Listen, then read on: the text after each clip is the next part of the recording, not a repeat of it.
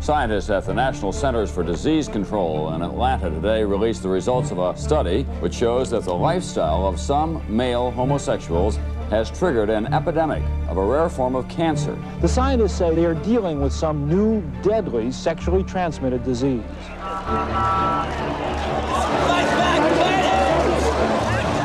The perception early on was that it was a disease that was only affecting gay white men, which was completely and totally inaccurate. Women were dying faster.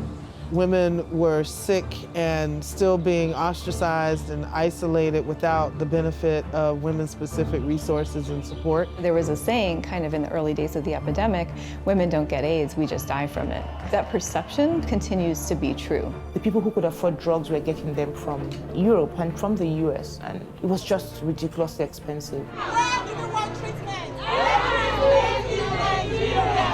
I think because the impact of how this epidemic has hit certain particular groups that are considered you call it racism? Outcasts. Racism, classism, sexism, you name it, any of the isms that you could think of. Mon expérience est partie des femmes.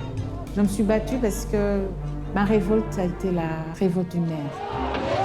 Change your definition, murder by omission. Change your definition, murder by omission. Well, the average person who goes to church believes that they're exempt from HIV.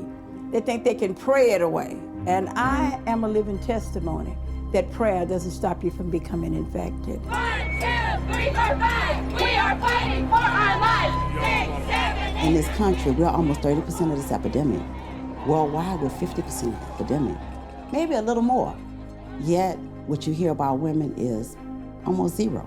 For everything that the men have done to forge the fight on this epidemic, to open the door, it will be the women who close the door on this epidemic. I am not confused about that at all.